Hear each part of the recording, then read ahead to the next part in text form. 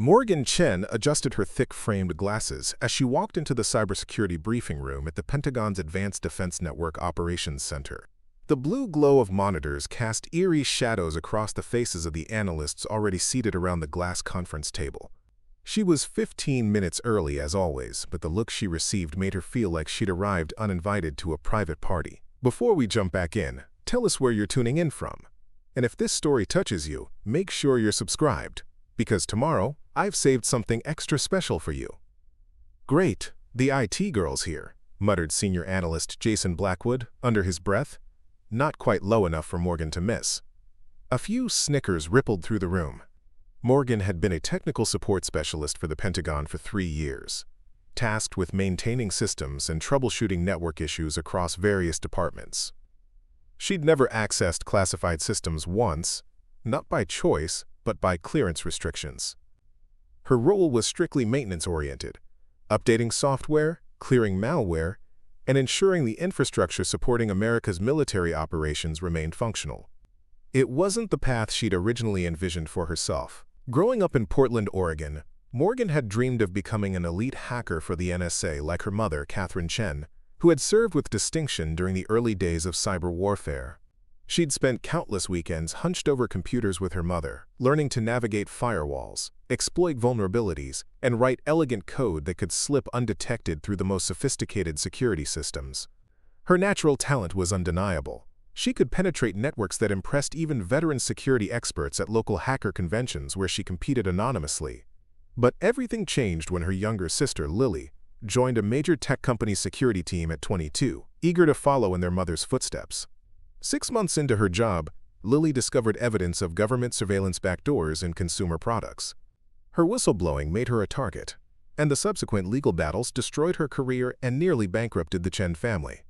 Morgan watched her parents age a decade in a single year, saw her mother's reputation in the intelligence community tarnished by association, and made a decision that would haunt her for years to come. She abandoned her dream of becoming an elite hacker and applied for the IT support team instead. It was a compromise that let her work alongside intelligence professionals without accessing the classified systems that might one day make another family suffer like hers had. Now, sitting in this briefing room, surrounded by cybersecurity analysts who questioned her presence, Morgan wondered if she'd made the right choice. Director Samantha Wells entered the room, her heels clicking against the polished floor with military precision. "Listen up," Wells announced, her voice cutting through the casual conversation. "We've got a new assignment. Intelligence suggests a sophisticated foreign actor has been probing our quantum defense network, where our most sensitive nuclear command systems reside. This is analysis only. We identify vulnerabilities before they can be exploited." Morgan opened her laptop and began checking system logs, preparing for the intensive network scans they would need to run. The advanced threat detection software was worth more than most analysts' annual salaries, equipped with AI algorithms that could identify attack patterns from over a dozen nation-state actors. "Ma'am," interrupted Deputy Director Malcolm Reed, glancing pointedly at Morgan, "are we really bringing IT support on this one? If things go sideways with these systems." "Orders are orders, Reed," Wells replied curtly. "Chen provides valuable technical support. She stays with the analysis team at all times." Morgan felt the familiar sting of being discussed like she wasn't in the room.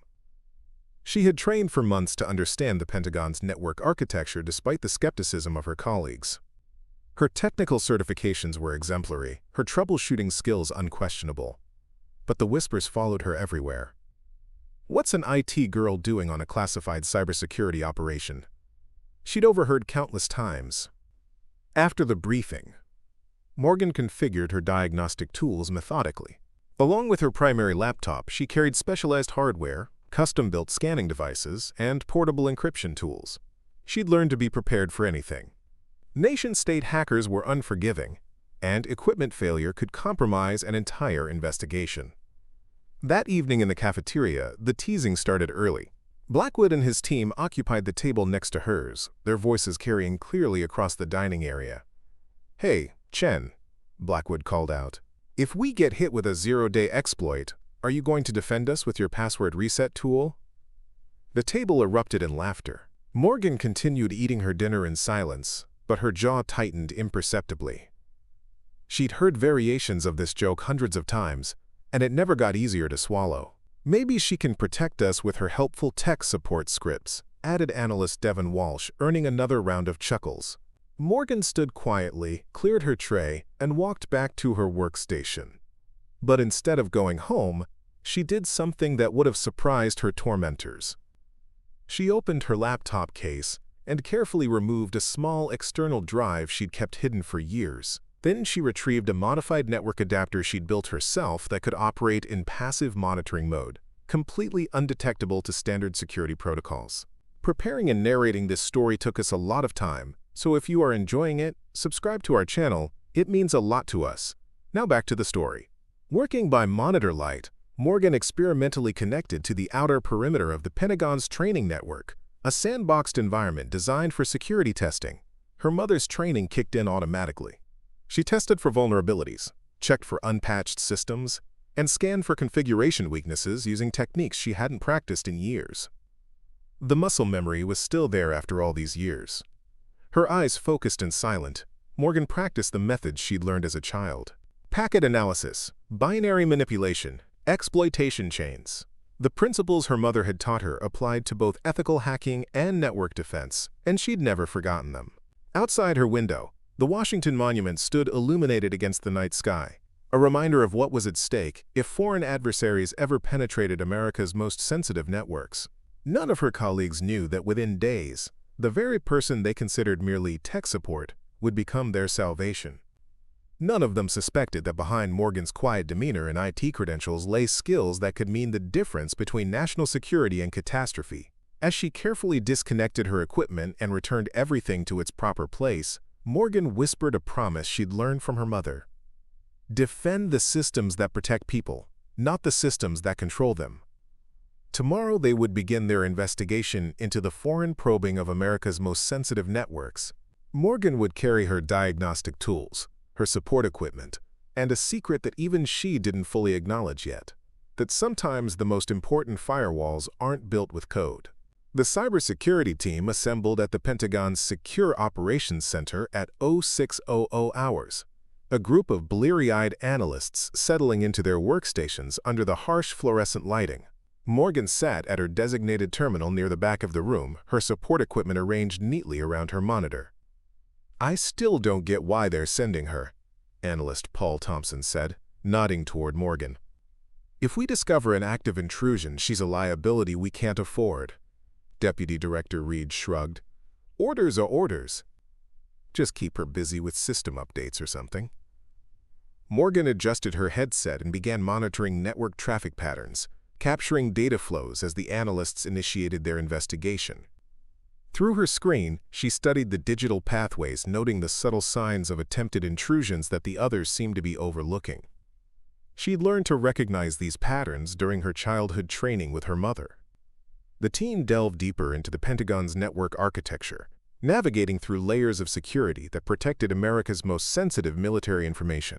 Morgan had studied these systems extensively through documentation, but seeing them in action was different, more complex and more vulnerable than she had imagined. During their first break, Director Wells gathered the team around a large digital display covered with network topology maps and intrusion detection logs. "Our objective is to identify these access attempts," she said, pointing to a series of marked anomalies. "Foreign actors have been testing our perimeter defenses around the quantum defense network. We need to understand their methodology and shore up our defenses." Morgan knelt beside the group, her diagnostic tools ready to help troubleshoot any systems the analysts needed. As Wells detailed their approach and detection methods, she noticed something in the logs that the others had missed. The intrusion attempts weren't random. They followed a pattern that suggested an intimate knowledge of the Pentagon's network architecture, knowledge that shouldn't be available to any foreign actor. "Ma'am," Morgan said quietly, "may I see log sequence 7 again?" Wells paused, surprised by her interruption. She authorized Morgan's terminal to display the requested data, and Morgan studied it through her diagnostic software. "These access attempts," she said, tracing patterns with her cursor, "they're not coming from outside our perimeter. They're originating from within our secondary firewall. Classic insider threat indicators. The analysts exchanged glances. It was the first time Morgan had offered security insight, and they weren't sure how to respond. Deputy Director Reed leaned over to examine her screen. "She's right," he said after a moment. "This isn't a foreign intrusion attempt. Someone with internal access is trying to create a backdoor." Director Wells nodded slowly. "Good eye, Chen. I'll include that in my report to command." As they resumed their investigation, Morgan noticed a subtle shift in how some of the analysts looked at her. She wasn't just the IT girl anymore. She was someone who might actually contribute to their mission's success. The analysis grew more challenging as they mapped the potential insider threat. Sophisticated obfuscation techniques appeared without warning, and complex encryption reduced visibility into certain network segments. Morgan kept pace without complaint, her technical knowledge holding up despite the advanced nature of the threat. She'd spent months studying for exactly this kind of situation. That evening, as they regrouped to share findings, Morgan was adjusting her network monitoring parameters to account for the encrypted traffic when Director Wells approached her. "Why are you modifying your packet capture settings?" she asked, genuinely curious. Morgan looked up from her equipment. "Encrypted traffic can hide command and control signals if you're only looking at standard headers. My mother taught me that principle with deep packet inspection, so I apply it to monitoring for signs of persistence mechanisms." Wells fell silent for a moment. Then, against her better judgment, she gestured toward the main security console currently running advanced threat hunting protocols. "Show me," she said simply. Morgan hesitated. She hadn't accessed an actual security system in years, not since she'd made her promise to her parents. But something in Wells' tone suggested this wasn't really a request. She accepted the administrator credentials, feeling the weight of responsibility as she logged into the system. The muscle memory was immediate and overwhelming. Her mother's voice echoed in her mind. Lily's tearful face from the day she was served with federal papers. The smell of coffee and electronics from their late-night coding sessions. Morgan navigated through the security interface with a fluidity that caught the attention of nearby analysts. Her fingers flew across the keyboard as she initiated a series of custom detection rules and visualization techniques that weren't in any Pentagon security playbook. The main display transformed, showing network connections in three-dimensional space rather than standard two-dimensional maps. Certain patterns immediately became visible, patterns that had been completely hidden in traditional views. "There," Morgan said, pointing to a cluster of connections that pulsed with an unusual rhythm. "That's not normal traffic.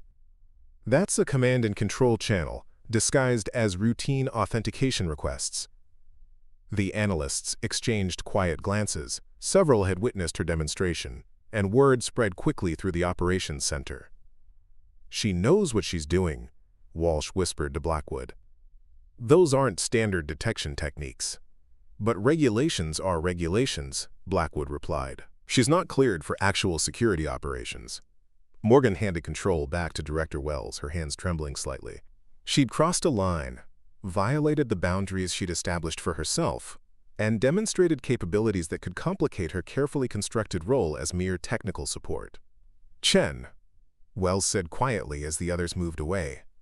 "Most people don't realize that IT support and cybersecurity use similar principles. Understanding systems, recognizing patterns, seeing how things connect beneath the surface." Morgan nodded, unable to trust her voice. "What made you choose support over security?" Wells continued. Morgan's expression darkened. "My sister wanted to follow in our mother's footsteps. She joined a major tech company's security team right out of college." She paused, adjusting a setting on her laptop. "She discovered illegal government backdoors in consumer products and became a whistleblower. The legal battle destroyed her career. My parents couldn't handle losing another daughter to the intelligence community. I chose this path so I could still serve without breaking their hearts further." Wells nodded with understanding. Many security professionals carried similar stories, dreams deferred by family tragedy or personal loss. As the investigation continued into its fourth day, Morgan reviewed the data they had captured. The material would provide valuable evidence about the insider threat and potential vulnerabilities in their security architecture. She took pride in her work, knowing that her technical support could help protect critical military systems by ensuring the analysts had the tools they needed. The team's secure messaging system flashed with updates. A new pattern of activity had been detected, which would provide cover for their more intensive investigation, but also increase the risk of the insider threat making significant progress. Morgan checked her equipment's secure configurations and prepared additional monitoring tools. "Tomorrow we begin active countermeasures," Director Wells announced during their evening briefing. "Maintain operational security. We'll establish honeypot systems and monitor for additional compromise attempts before neutralizing the threat." Morgan nodded along with the others, unaware that tomorrow would test every skill her mother had taught her, every principle she had learned, and every instinct she had inherited. The Pentagon's secure networks held secrets that could shift global power balances in an instant, and someone was already inside, reaching for the most dangerous systems of all. That night, as she reviewed her notes in her small apartment, listening to the distant sounds of traffic on the Potomac, Morgan felt a growing sense of unease. Something about this intrusion felt different, more sophisticated than the routine attacks the Pentagon faced daily. She thought about the command and control patterns she'd identified, the professional methodology Director Wells had confirmed, and the implications of an insider with access to nuclear command systems. If something went wrong tomorrow, the consequences would extend far beyond career setbacks or security breaches. The stability of global nuclear deterrence itself could be at risk. Morgan checked her personal equipment one more time before trying to sleep. Her diagnostic tools were calibrated, her monitoring software updated, her troubleshooting protocols prepared. But deep in her mind, another voice whispered reminders of different preparations. Exploitation techniques, privilege escalation methods, and the offensive hacking skills that had nothing to do with routine IT support. The cybersecurity team arrived at their secure operations center on the 5th day, establishing isolated workstations from which they could safely monitor the suspected insiders' activities. Morgan set up her equipment at a terminal tucked in the corner, her support tools providing real-time health metrics of the systems being used for the investigation. For the first 12 hours, everything went according to plan. The team deployed honeypot systems, monitored access patterns, and collected evidence while Morgan maintained the technical infrastructure supporting their operation. Her work was exactly what the investigation needed to proceed smoothly without system disruptions or performance issues. But something felt wrong. "Director," Morgan whispered, approaching Wells, stationed during a quiet moment. "I've been reviewing the system logs from the quantum computing lab. Something doesn't match." The director followed Morgan to her terminal where she had been analyzing routine maintenance records most analysts would ignore. "Look at these access timestamps," Morgan said. "The quantum network requires physical access cards for entry, but the digital logs show logins from inside the facility at times when no cards were scanned." Wells studied the data carefully. "How did you even think to check this?" "IT support gets called when physical-digital security integration fails," Morgan explained. "I've seen this pattern before when authentication systems aren't properly synchronized. But this isn't a synchronization issue. Someone has found a way to access the quantum computing lab without using their credentials." Director Wells immediately called Deputy Director Reed to her station. What they discovered sent a chill through the operations center. The insider threat wasn't just probing defenses. They had already established physical access to America's most sensitive nuclear command systems. "How long has this been happening?" Wells asked. Morgan checked the historical logs, reviewing months of data in fast-forward mode. "Sir, I've got unauthorized access patterns dating back 6 months. But look at this." She showed them a sequence where physical access patterns changed. "The intrusion method evolved 3 weeks ago. They're no longer just accessing the facility. They're bringing something in." The terrible realization hit them simultaneously. The infiltrator hadn't just compromised digital systems. They had physically tampered with the quantum computers that secured America's nuclear launch authorization protocols. "All units, this is Director Wells," she announced over the secure channel. "We have a critic situation. Suspected physical compromise of quantum defense network infrastructure. Prepare for immediate facility lockdown."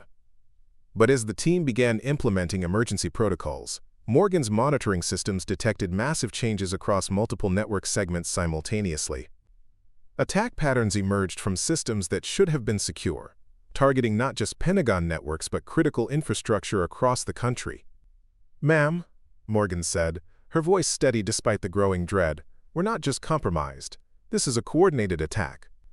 Someone's activated a logic bomb in the quantum security systems."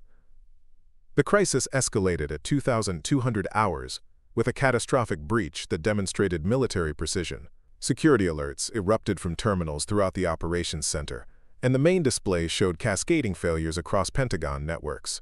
2 senior analysts were locked out of their stations in the initial moments.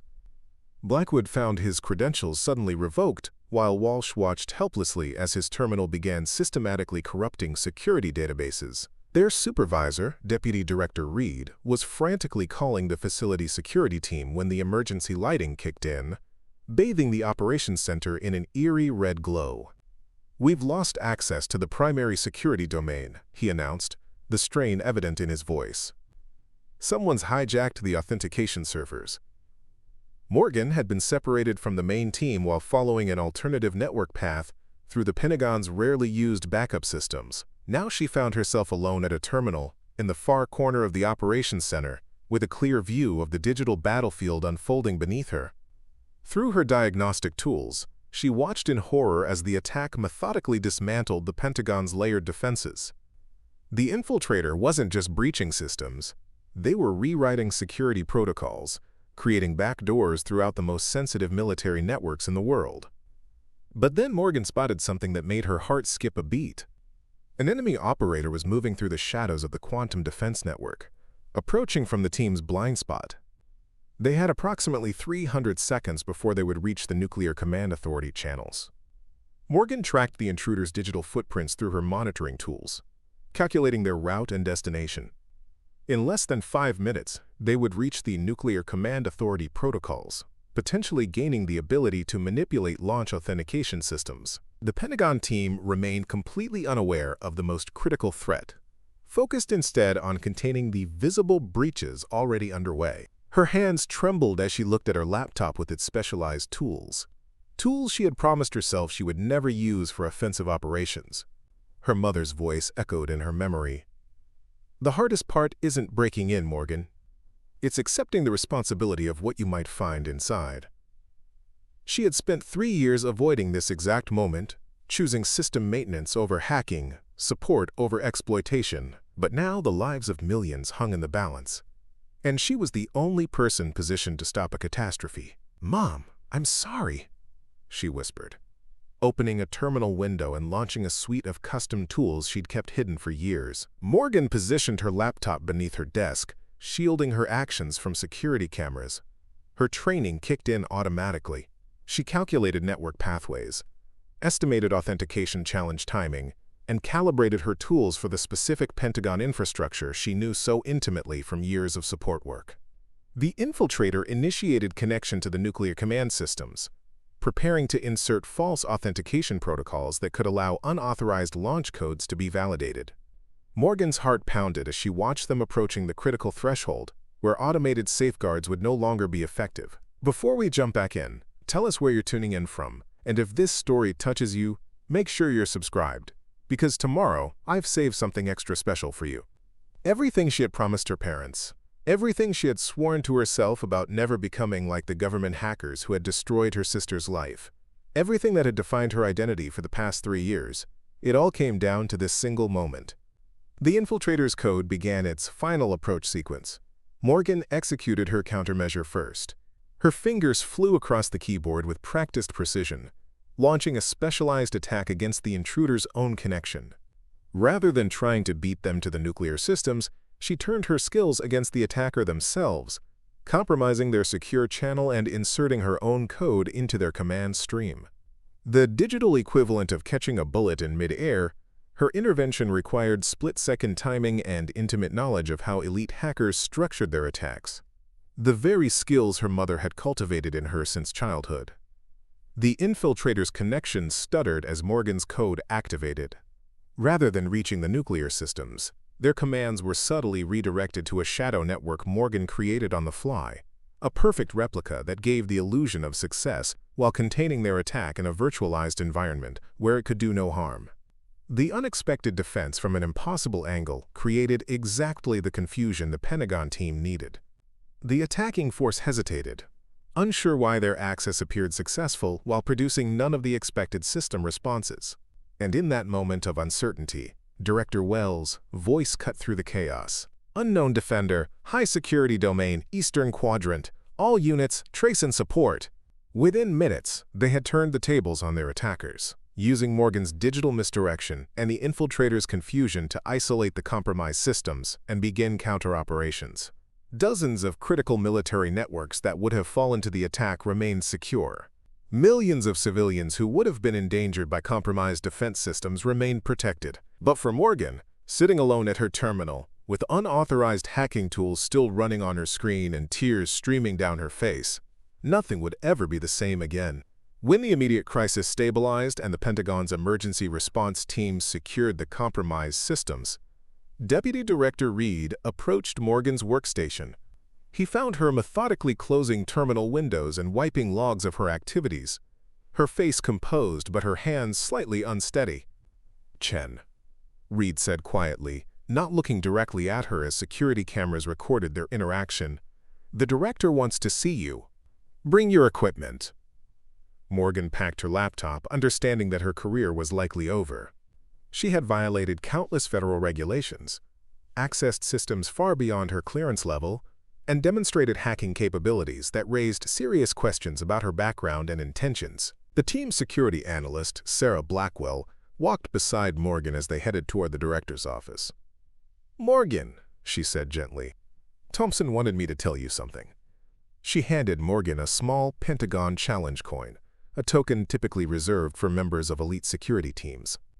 "He said whoever you really are, you saved our entire operation today. That without you, we'd be facing a national security disaster instead of a contained incident."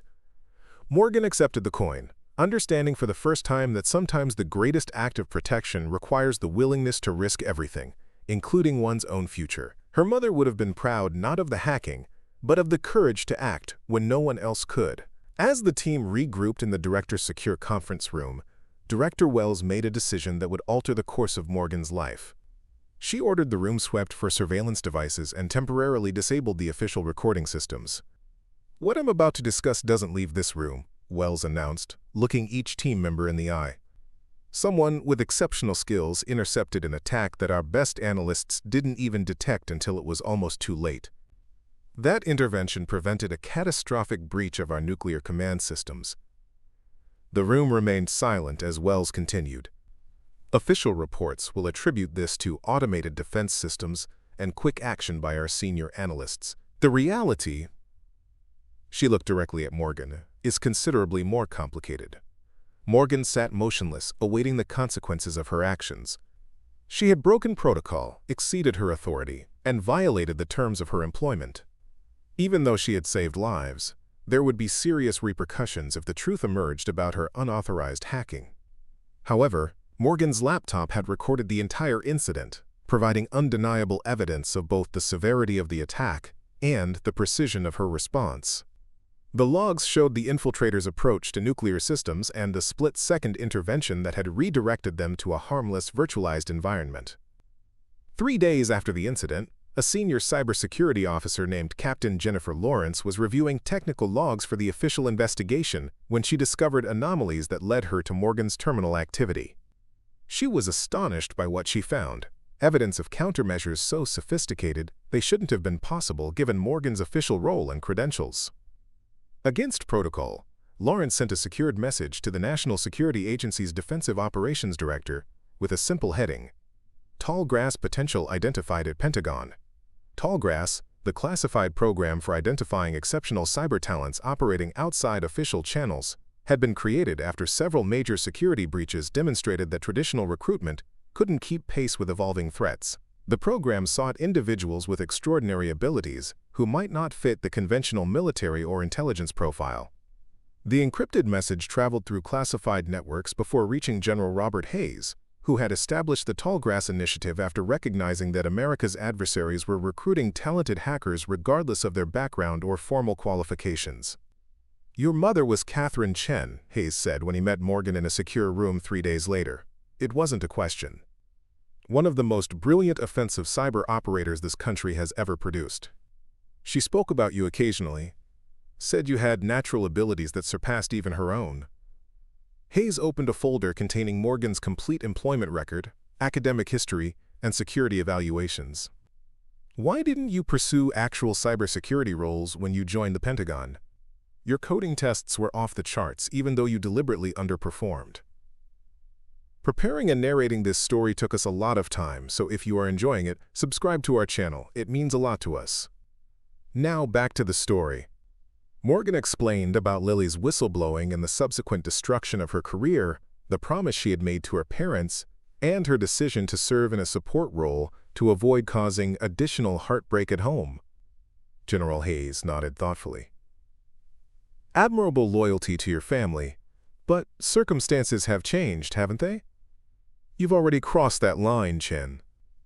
The question now is what we do with someone who has demonstrated elite hacking capabilities but officially remains an IT support specialist.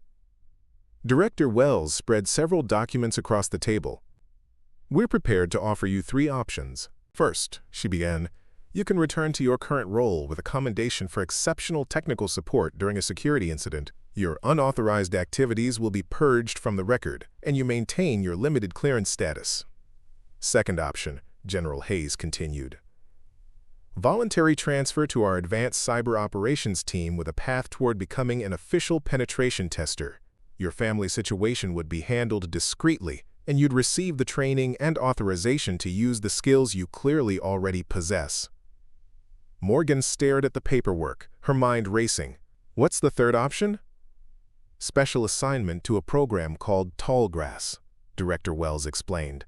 A new initiative identifying exceptional cyber talents operating outside traditional career paths.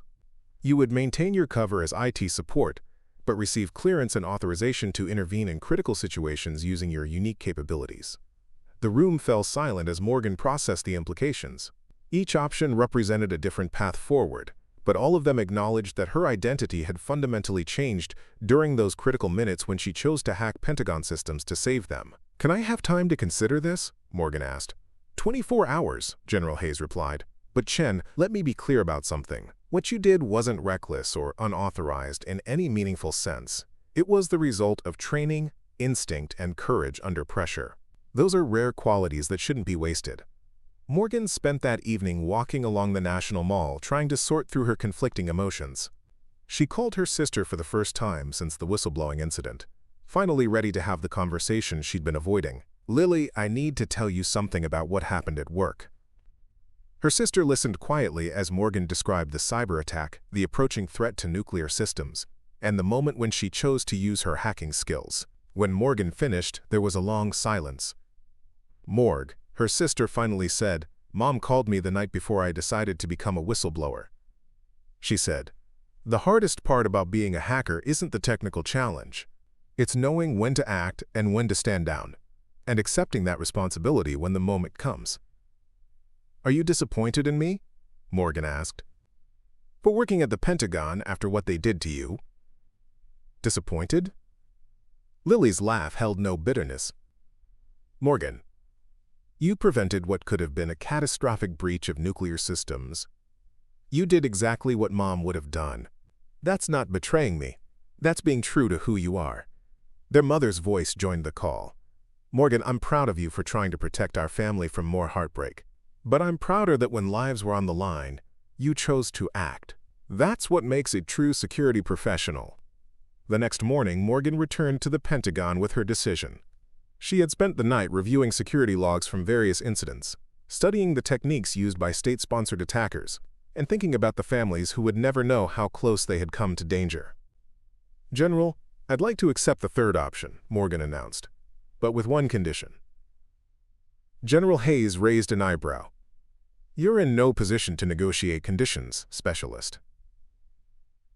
With respect, sir, I am. Morgan replied calmly. The Tallgrass program needs people like me who understand both sides of cybersecurity. People who can move between worlds without losing their ethical compass. Morgan opened her laptop and displayed a presentation she had prepared overnight. I've identified 23 instances in the past year where support specialists observed security anomalies but lacked the clearance or authority to investigate properly.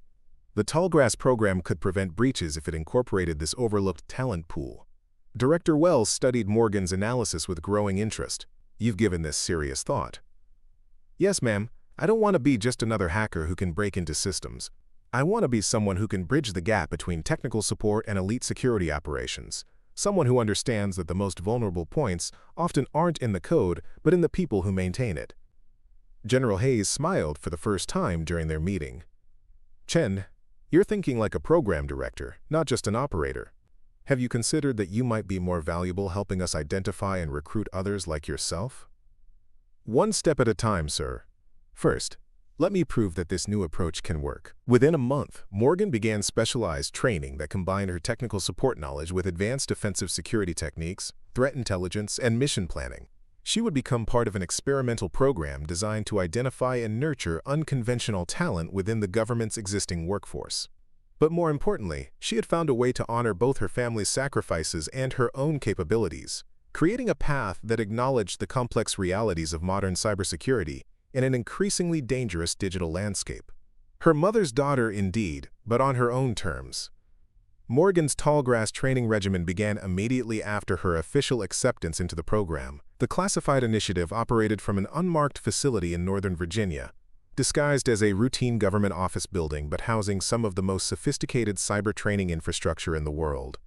Her instructor was Commander Elise Tanaka, a former naval intelligence officer with extensive experience in offensive cyber operations who had transitioned to identifying and developing non-traditional talent after recognizing the limitations of conventional recruitment methods. "Chen," Tanaka announced during Morgan's first day, "forget everything you think you know about cybersecurity roles. Tallgrass operates on the principle that talent doesn't always come with the right credentials, and some of our best defenders aren't wearing the uniform or carrying the badges you'd expect." The training was intensive and comprehensive.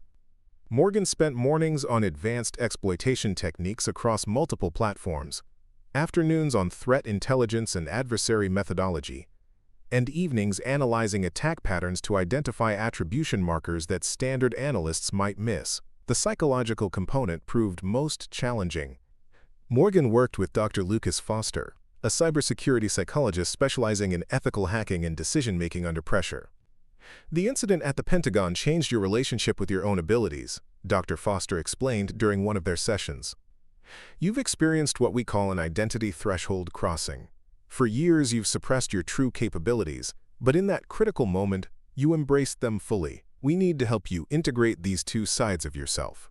Morgan learned techniques for maintaining ethical boundaries while operating in morally complex scenarios, making rapid risk assessments and preserving her core values while working within classified environments. The training addressed the reality that future assignments would require her to make difficult choices about when to observe and when to intervene. 3 months into the program, Morgan received her first field test. A critical infrastructure protection exercise involving multiple government agencies required technical support personnel who could identify insider threats without alerting potential adversaries. Morgan deployed with her original IT support credentials, carrying both her standard equipment and specialized tools hidden within seemingly ordinary hardware. Her mission was to provide legitimate technical support while secretly assessing security vulnerabilities that sophisticated attackers might exploit. On the second day of the exercise, Morgan's tallgrass training proved its value. While troubleshooting a network connectivity issue for a senior Energy Department official, her specialized monitoring tools detected anomalous traffic patterns that suggested credential harvesting malware had been installed on the system. Instead of simply reporting the observation through official channels, which might alert any insiders monitoring the security reports, Morgan was now authorized to take immediate but invisible action. She smoothly transitioned from basic troubleshooting to covert investigation, using her access to identify the malware's command and control infrastructure while maintaining her cover as routine IT support. "Interesting," she commented casually to the official. "Sometimes these connection problems happen when system updates conflict with each other. Let me just run a standard optimization protocol." What she actually launched was a sophisticated counterintelligence package that traced the malware to its source while creating the appearance of normal system maintenance. Within minutes, she had identified 2 compromised endpoints and a potential insider threat without alerting the perpetrators. "Command, this is Aspen," Morgan reported through an encrypted channel using her tallgrass codename. I have identified sunspot malware variants on critical infrastructure systems. Signature matches state-sponsored APT group Jade Tiger. Containment measures initiated under maintenance protocols. Her discovery led to the identification of a sophisticated espionage operation targeting America's power grid. More importantly, it validated the tallgrass approach of embedding elite cyber operators within support roles where they could move freely throughout systems without raising suspicion. General Hayes, who had been monitoring the exercise, approached Morgan afterward. "Chen, that was textbook execution. You maintained cover, identified a serious threat, and initiated containment without compromising the broader counterintelligence operation." Word of Morgan's performance spread through classified channels. Other agencies began requesting information about the tallgrass methodology, and Morgan found herself becoming an unofficial ambassador for the concept of embedding elite talent in non-traditional roles. During a classified briefing to intelligence community leadership, Morgan explained the practical advantages of her hybrid position. Traditional cybersecurity personnel are constrained by their known roles and access patterns. Traditional support personnel have broader access but lack the authority and training to recognize sophisticated threats. The tallgrass model creates personnel who can move invisibly through systems, identifying threats from vantage points attackers don't expect us to be watching from. General Hayes, who had championed Morgan's assignment to the program, nodded approvingly. Chen represents an evolution in our security thinking. She's demonstrated that we can identify and leverage exceptional talent that doesn't fit conventional profiles or follow traditional career paths. But Morgan's success also created unexpected challenges. Some traditional cybersecurity specialists felt threatened by the implication that their visible roles might be less effective against sophisticated adversaries. Some IT support managers questioned whether giving advanced capabilities to their staff would compromise their primary mission responsibilities. The resistance came to a head during a contentious meeting with interagency security leadership. Colonel William Phillips, who supervised conventional cybersecurity teams, voiced concerns that reflected broader institutional skepticism. "With all due respect, General," Phillips said during the briefing, "Chen's situation was unique. We can't expect every IT support specialist to suddenly become an elite hacker, and we shouldn't divert resources from proven security models to chase anomalies." Morgan stood to respond, her voice steady but firm. "Colonel Phillips, respectfully, that's exactly the outdated thinking that Tallgrass addresses. The Pentagon incident wasn't unique. It was inevitable." She activated a presentation showing statistics she had compiled during her months in the program. 28 IT support specialists have identified sophisticated attack patterns in the past year alone, but lacked the clearance or authority to investigate properly. Meanwhile, our adversaries are specifically targeting systems outside the visibility of traditional security teams. The room fell silent as Morgan's data spoke for itself. Her research had identified a clear pattern of sophisticated attackers specifically avoiding systems monitored by known security personnel while focusing on infrastructure maintained by support staff with lower clearances. Director Wells, who had become one of Morgan's strongest advocates, leaned forward. "Chen, what you're proposing would require fundamentally rethinking how we structure cybersecurity operations across the entire government." "Yes, ma'am, it would," Morgan replied. "But our adversaries have already rethought their approach. They're targeting the seams between our security domains, the places where responsibility transfers from one team to another. The gaps that only people like support specialists can see because they move between those worlds every day." General Hayes studied the presentation materials. "Chen, I want you to develop a comprehensive framework for identifying tallgrass candidates across government IT support teams. Selection criteria, training requirements, operational guidelines, everything we would need to scale this approach beyond a pilot program." Morgan's assignment had evolved from personal redemption to institutional innovation. She was no longer just a specialist who had prevented a national security disaster. She was becoming an architect of change within the government's cybersecurity structure. Over the following weeks, Morgan worked around the clock developing the expansion proposal. She consulted with security trainers, reviewed incident reports from across government agencies, and analyzed attack patterns to identify which support roles were most likely to encounter sophisticated threats. Her proposal recommended a 3-tier system: basic threat recognition training for all technical support personnel, intermediate counterintelligence capabilities for specialists in high-value environments, and advanced tallgrass qualification for exceptional candidates with demonstrated aptitude for security operations. The psychological evaluation component drew heavily from Dr. Foster's work with Morgan, addressing the unique mental challenges of personnel who would maintain dual identities within government systems. The key insight, Morgan wrote in her summary, is that cybersecurity has evolved beyond traditional boundaries. Modern threats target the spaces between our formal security domains. Tallgrass doesn't create hackers who can troubleshoot computers. It creates integrated defenders who understand both the technical and human vulnerabilities across systems. When Morgan submitted her proposal, she included a personal reflection that surprised even herself. 6 months ago, I believed my role was to fix systems without changing them. The Pentagon incident changed my understanding of service. Sometimes transformation is the only way to preserve what matters most. The Tallgrass program doesn't create spies pretending to be IT support.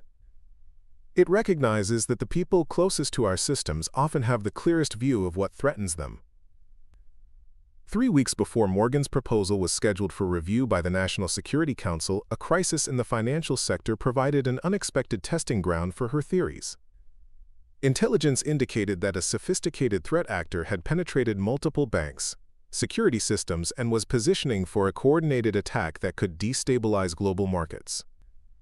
Traditional response would have deployed visible security teams to affected institutions, but this risked alerting the attackers to the discovery of their operation. The Tallgrass approach offered an alternative that could monitor and counter the threat without revealing that it had been detected.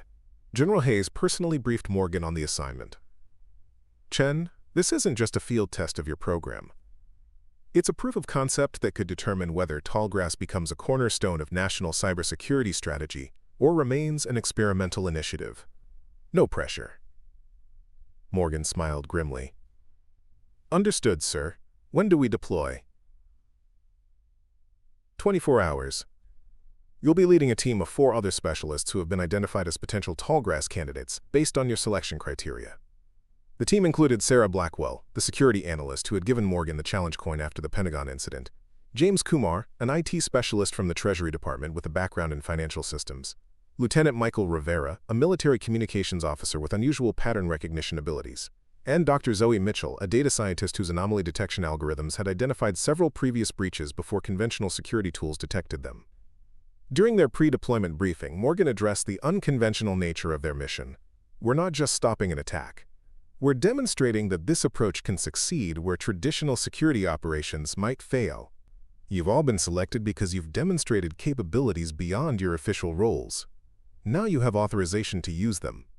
Before we jump back in, tell us where you're tuning in from, and if this story touches you, make sure you're subscribed, because tomorrow I've saved something extra special for you. The deployment location was a major financial data center in Chicago, where multiple banks maintained their transaction processing systems. Intelligence suggested that attackers had established persistence in these systems and were preparing for a coordinated action that would manipulate market data while simultaneously disabling recovery mechanisms. It was precisely the type of sophisticated multi-vector attack that traditional security teams struggled to counter effectively. On their second day at the facility, Morgan's Tallgrass team began identifying the attackers' infrastructure while maintaining their cover as a routine security audit team. Aspen, this is Birch, Blackwell reported through their encrypted channel. I've identified command servers disguised as routine backup systems. They've been present for at least 3 months based on log analysis. Kumar's voice followed. Maple here.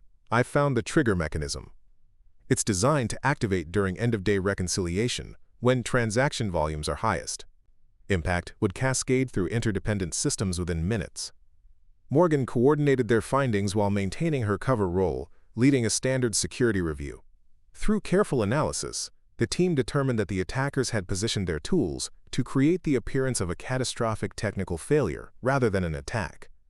A false flag operation designed to damage trust in American financial systems while hiding the actual perpetrators. Command, this is Aspen, Morgan reported. We've mapped the attack infrastructure. Primary targets are transaction verification systems across 6 major banks. Secondary targets are regulatory oversight mechanisms. Tertiary targets are public-facing market data systems. This is preparation for a market manipulation operation disguised as technical failure. The response from Tallgrass Command was immediate. Proceed with containment and counter-operation.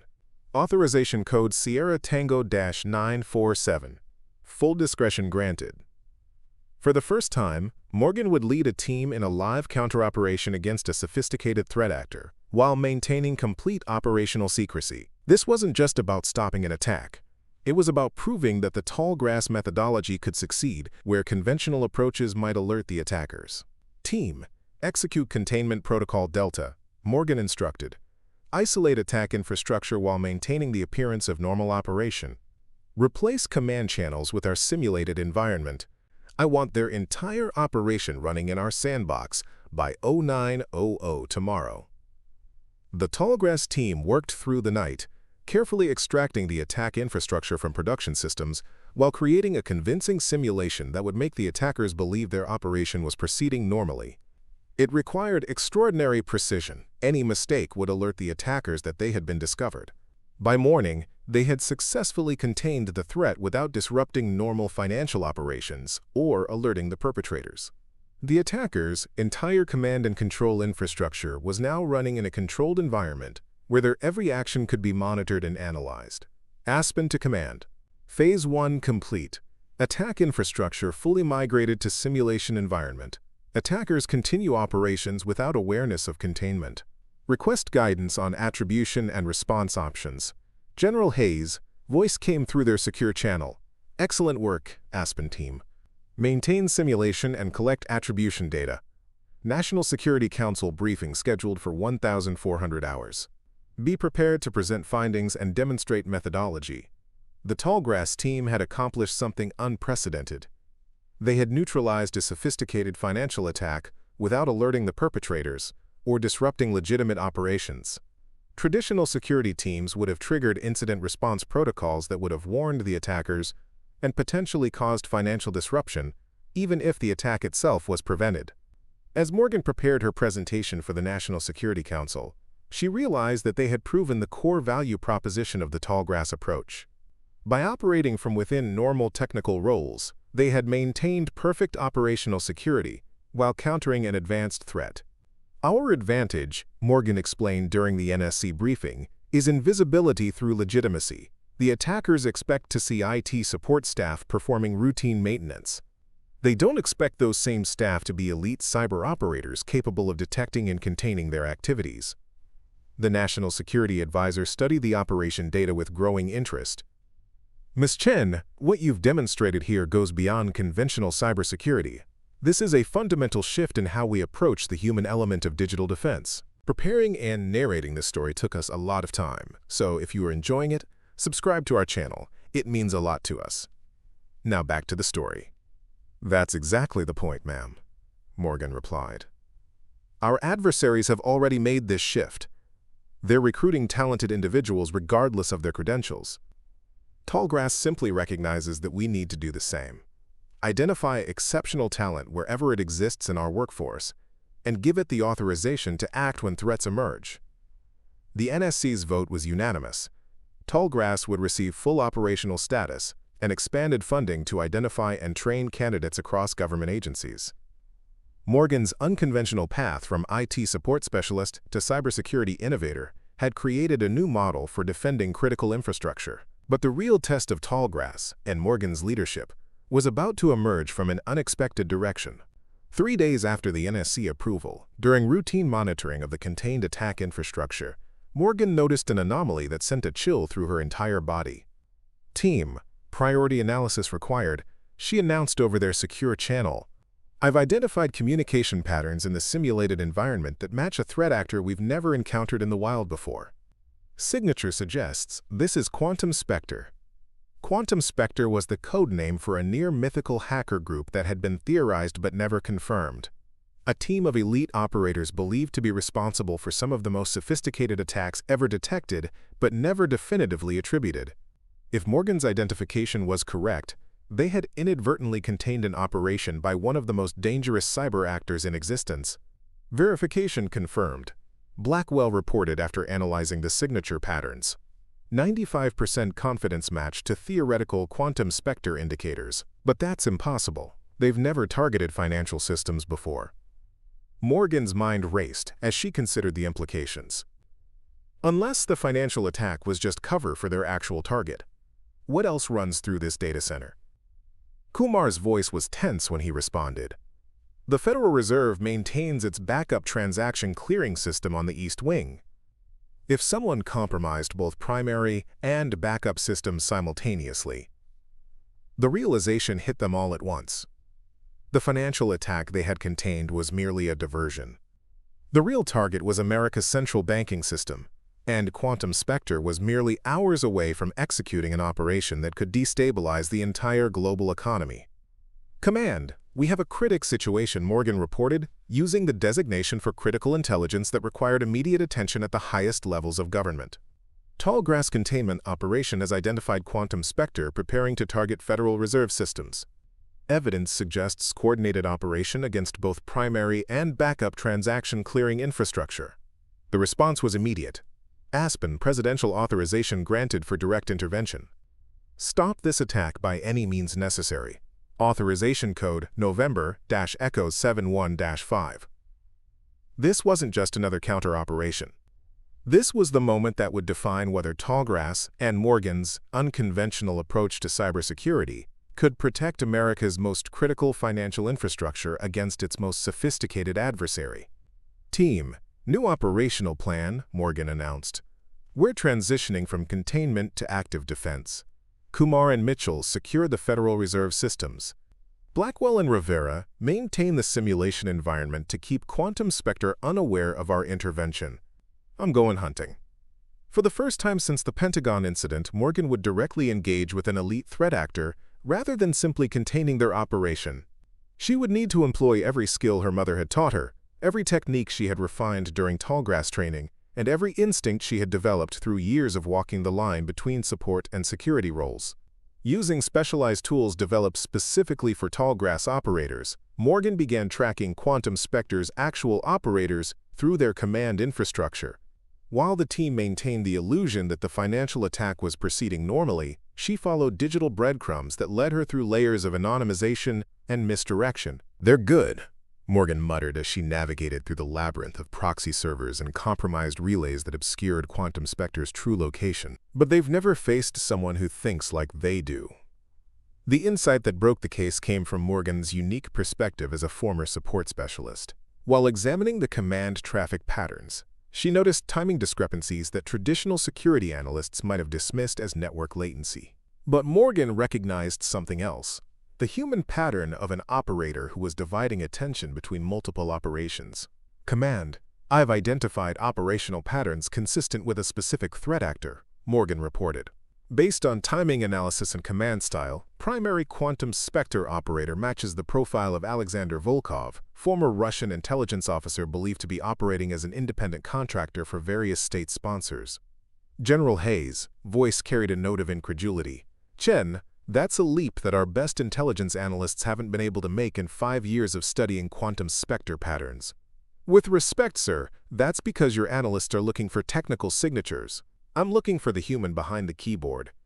Support specialists spend all day watching how different people interact with systems. We recognize individual patterns that security teams don't focus on. Using her identification of Volkov's operational patterns, Morgan executed a daring counteroffensive.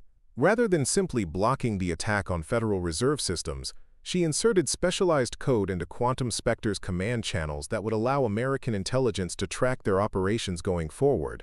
"Command Countermeasure Lighthouse deployed," Morgan reported. "Federal Reserve System secured. Quantum Spectre operation neutralized without their knowledge. We've established persistent visibility into their infrastructure for ongoing intelligence collection." The Tallgrass team had accomplished what conventional cybersecurity operations had failed to achieve for years. They had not only stopped a potentially catastrophic attack on America's financial infrastructure, but had also penetrated one of the world's most sophisticated threat actors in a way that would yield intelligence dividends for years to come. When the operation concluded, the National Security Advisor personally visited the Tallgrass facility to congratulate the team. "What you've accomplished isn't just a tactical victory," she told them. It's a strategic realignment of how we approach cybersecurity at the national level. For Morgan, the most meaningful recognition came from an unexpected source. 3 days after the operation, she received a secured message from her mother, who had maintained ties with former intelligence community colleagues despite her retirement. "Morgan," the message read, "word has reached me about what you've accomplished. A former colleague told me that a new approach to cybersecurity saved the Federal Reserve this week. I knew immediately it was you. You've found a way to use your gifts that honors both your principles and your responsibilities. I couldn't be prouder." The Quantum Spectre operation marked a turning point for the Tallgrass program and for Morgan personally. What had begun as an experimental initiative born from a crisis at the Pentagon had evolved into a new paradigm for identifying and leveraging talent throughout the government workforce. 6 months later, Morgan stood before a classified gathering of agency directors and military leaders. The Tallgrass program had expanded to include candidates from across government services, and Morgan had been promoted to program director with responsibility for selection criteria and training methodologies. "The future of cybersecurity," Morgan began her presentation, "isn't about building higher walls or deploying more sensors. It's about recognizing that our greatest assets aren't our systems, but the people who understand them intimately." In the audience, her sister Lily sat alongside their mother. After years of separation from the intelligence community, Lily had been recruited as a Tallgrass ethics advisor, helping to ensure that the program maintained the balance between security effectiveness and respect for privacy and civil liberties. General Hayes introduced Morgan's final presentation slide, which showed the organizational structure of the expanded Tallgrass initiative. The diagram illustrated how embedded operators would maintain their cover roles while creating an invisible security layer throughout government systems. Director Chen has developed a framework that fundamentally transforms how we identify and utilize talent, Hayes explained to the audience.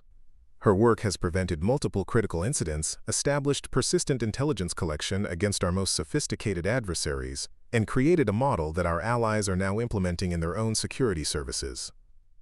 After the presentation, Morgan was approached by the Secretary of Homeland Security, who had been instrumental in supporting Tallgrass expansion. "Chen, I have something for you," the Secretary said, handing Morgan an official document. "Your appointment as Deputy Director of the newly established Integrated Cyber Defense Command has been approved, along with your promotion to Senior Executive Service." Morgan studied the paperwork, understanding that her role had evolved far beyond anything she had originally envisioned for her government career.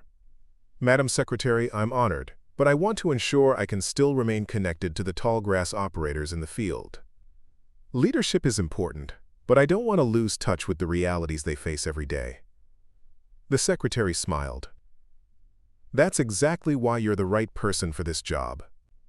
The command needs a leader who understands both policy and operations, someone who has lived in both worlds." That evening, Morgan called her sister to share the news of her appointment. "Lily, I need to tell you something," Morgan said during their conversation. "Remember when I was struggling with whether to accept the Tallgrass position? Worried that I'd be betraying your experience with government overreach? Of course. You were torn between your capabilities and your conscience. I never told you this, but I was wrong to see it as an either-or choice. You were right to expose illegal surveillance, and I'm right to defend critical systems within legal boundaries. We're both protecting what matters, just from different directions." Morgan felt tears welling up as Lily continued.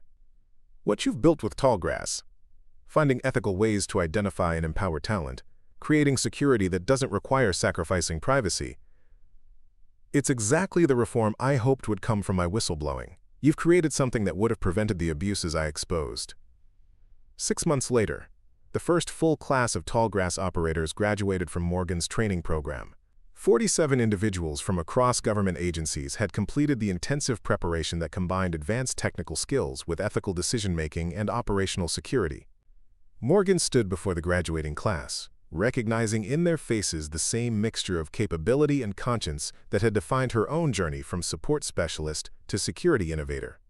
"You are now qualified to operate in the most sensitive environments our government maintains," Morgan told the graduates.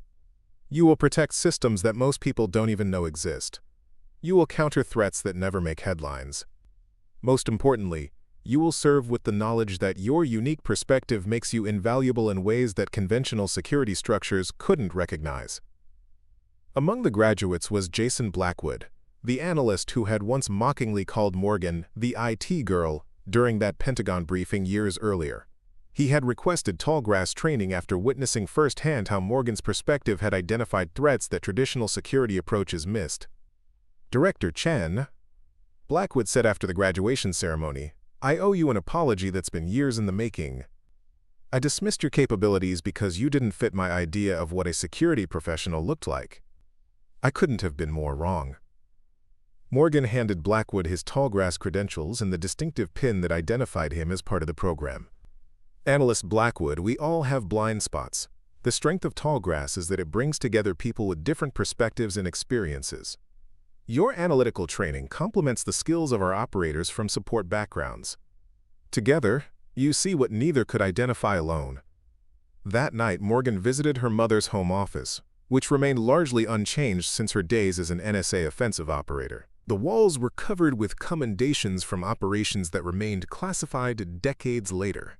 Technical diagrams of systems long since obsolete, and family photographs that chronicled generations of public service. She placed her new credentials on her mother's desk, next to a photograph of her tallgrass graduating class. "Mom," Morgan said aloud, "I think I finally figured out how to use your lessons while becoming my own person."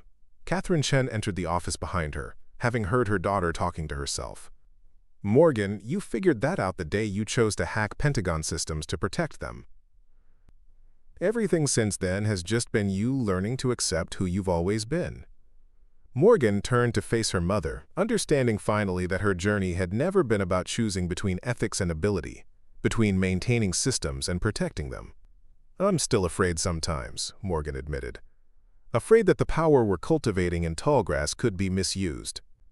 Afraid that we're creating capabilities that might someday cause the same problems Lily exposed." "Good," Katherine replied. "Fear keeps you vigilant. It's when you stop being afraid of power that you start misusing it." Morgan's story had become something larger than personal redemption or family reconciliation. The Tallgrass program was being implemented internationally, with allied nations sending candidates to train under Morgan's protocols. Government cybersecurity had evolved, and Morgan had been instrumental in defining what that evolution looked like. But for Morgan herself, the most important moment came during a quiet evening at her office when she received a message from Dr. Sarah Thompson, the Federal Reserve's Chief Information Security Officer, who had been present during the Quantum Spectre operation. "Director Chen, I wanted you to know something. The day your team stopped that attack on our systems, you didn't just prevent a financial crisis. The manipulation they planned would have wiped out retirement savings for millions of Americans. Behind the technical details and the operational victory was a human impact that most people will never know about. Families who still have homes because of what you did. Students who can still afford college. Seniors who can retire with dignity. The ripple effect of what you accomplished that day is still spreading." Morgan printed Thompson's message and placed it in her desk drawer next to the Pentagon Challenge coin and a letter from her sister. These mementos reminded her that sometimes the most important defenses aren't seen in firewall logs or security reports. They're the ones that ensure there will be more systems to protect, more innovations to secure, and more families who never have to know how close they came to disaster. The woman who had once dreamed of following her mother's path had ultimately created her own, building a legacy that honored both her family's technical brilliance and her sister's ethical courage. Morgan Chen had become exactly what modern cybersecurity needed: a defender who understood attackers, a builder who recognized vulnerabilities, and a leader who knew that true security came from empowering people, not just deploying technology. Before we jump back in, tell us where you're tuning in from, and if this story touches you, make sure you're subscribed, because tomorrow I've saved something extra special for you. 2 years after the establishment of Integrated Cyber Defense Command, Morgan found herself facing a challenge that tested every aspect of the tallgrass philosophy. Intelligence suggested that a coalition of advanced threat actors was preparing a coordinated attack against critical infrastructure across multiple countries, an unprecedented collaboration among groups that normally operated independently. The intelligence is fragmented but concerning. General Hayes explained during an emergency briefing.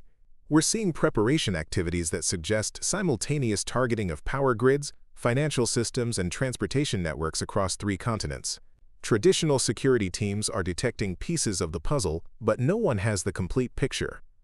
Morgan studied the intelligence reports, recognizing patterns that conventional analysis had missed. These aren't separate operations that happen to be occurring simultaneously, she concluded.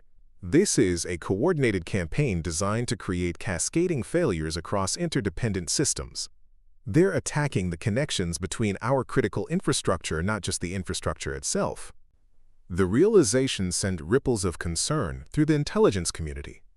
A truly coordinated attack against system interdependencies could create damage far greater than the sum of its parts. Modern society relied on the seamless interaction of countless digital systems.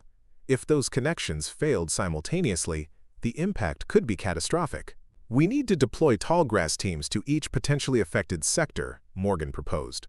Not just to the high-visibility systems traditional security teams are watching, but to the interconnections between them, the places where failures would cascade from one system to another. The Secretaries of Defense, Homeland Security, and Treasury authorized an unprecedented deployment. Within 24 hours, Morgan had mobilized tallgrass operators across government agencies, positioning them within critical infrastructure organizations under their established cover identities. From her command center at the Pentagon, Morgan coordinated the global response. Screens displayed status updates from tallgrass teams embedded in power companies, financial institutions, transportation systems, and telecommunications providers across 3 continents. Tallgrass Sequoia, reporting from European power grid management systems, came the first critical intelligence. Identified advanced persistent threat preparing to manipulate load balancing protocols during peak demand period. Tallgrass Redwood at Federal Aviation Administration. Detected specialized malware targeting air traffic control data exchange systems. Appears designed to introduce subtle navigational errors rather than cause obvious failures. Tallgrass Cypress at Swift Banking Network. Located dormant code in transaction verification systems. Would activate during high-volume periods to selectively alter international fund transfers. As reports flowed in from tallgrass operators worldwide, a terrifying picture emerged. The coordinated attack wasn't designed to create immediate, obvious damage that would trigger emergency responses. Instead, it would introduce subtle errors and inconsistencies across interdependent systems, causing failures that would be attributed to technical glitches rather than malicious action. The genius of the attack, and what made it so dangerous, was its patience. Small disruptions would cascade into larger failures over days rather than minutes, creating a crisis that would be nearly impossible to attribute or counter once it began. This isn't just an attack on infrastructure, Morgan realized. It's an attack on trust. If successful, it would make people doubt the reliability of every digital system they depend on, from the power in their homes to the money in their accounts to the safety of their transportation. Traditional security operations would have struggled to counter such a distributed, subtle threat. Visible response teams deploying to affected organizations would alert the attackers, causing them to accelerate their timeline or modify their approach. Standard security protocols focusing on individual systems would miss the interdependencies being targeted. But Tallgrass had been designed precisely for this scenario.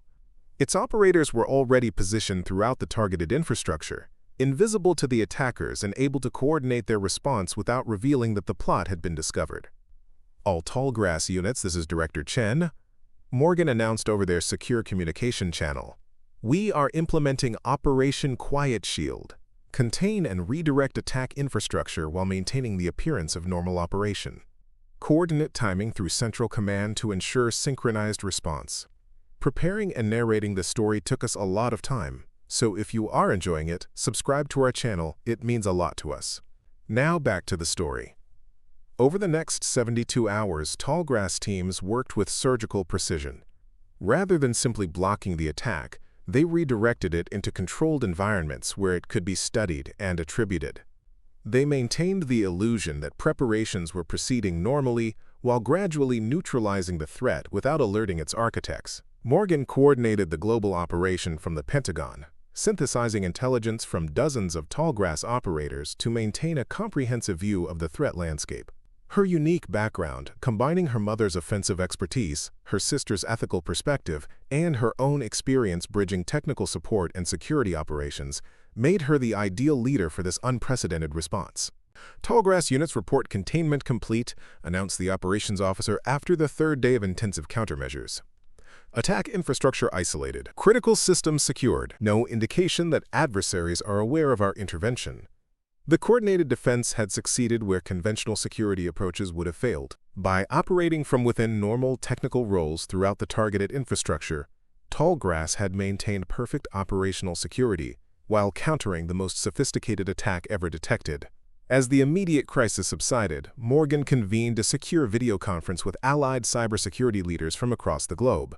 Many had implemented their own versions of Tallgrass based on Morgan's model, creating an international network of embedded defenders who could coordinate across national boundaries. What we've just experienced, Morgan told the assembled leaders, demonstrates both the evolving nature of the threat and the effectiveness of our response model. Our adversaries targeted the seams between systems, because that's where traditional security is weakest. Tallgrass succeeded because it operates precisely in those interconnections. The director of Britain's National Cybersecurity Center nodded in agreement. Chen, your program has fundamentally changed how we approach defense. 5 years ago, we would have been blind to half of what your operators detected. The question now, added the head of Israel's Cyber Directorate, is how we evolve from reactive to proactive defense. This attack was sophisticated, but we caught it in preparation. What about the next one? Morgan had been considering this question since the first indicators of the coordinated attack emerged.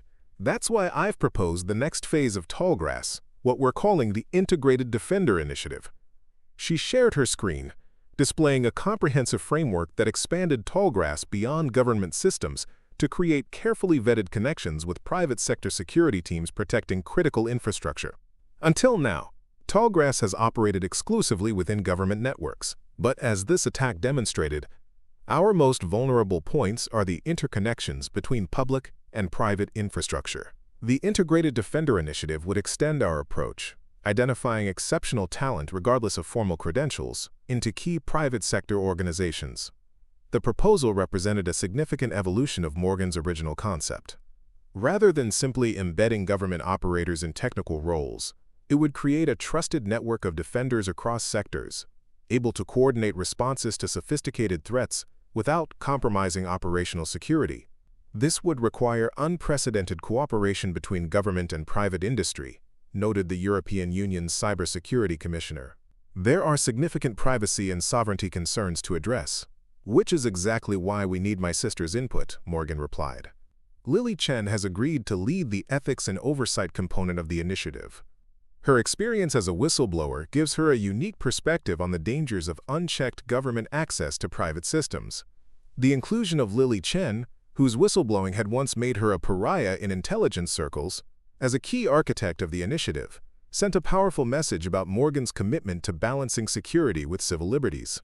The Integrated Defender Initiative would enhance protection without expanding surveillance, focusing on defending systems rather than monitoring their users. 3 months later, the President signed a classified directive establishing the Integrated Defender Initiative as a cornerstone of national security strategy. Morgan, now elevated to Executive Director with cabinet-level authority, would lead the implementation alongside her sister Lily as Ethics Director and their mother Katherine as Senior Technical Advisor. 3 generations of Chen women, once divided by the tensions between security and liberty, had found a way to work together toward a common goal. Their unique perspectives, Katherine's technical brilliance, Lily's ethical courage, and Morgan's ability to bridge worlds, created a leadership team uniquely qualified to navigate the complex challenges of modern cybersecurity. At the formal establishment ceremony, attended by government and industry leaders in a secure Pentagon facility, Morgan reflected on the journey that had brought her to this moment. When I joined the Pentagon as an IT support specialist, she told the assembled dignitaries, I was hiding from my own capabilities. I believed that serving meant fitting into existing structures, rather than transforming them. What I've learned, what Tallgrass has taught all of us, is that our greatest strength lies not in our systems but in our people, especially those whose talents don't fit conventional categories.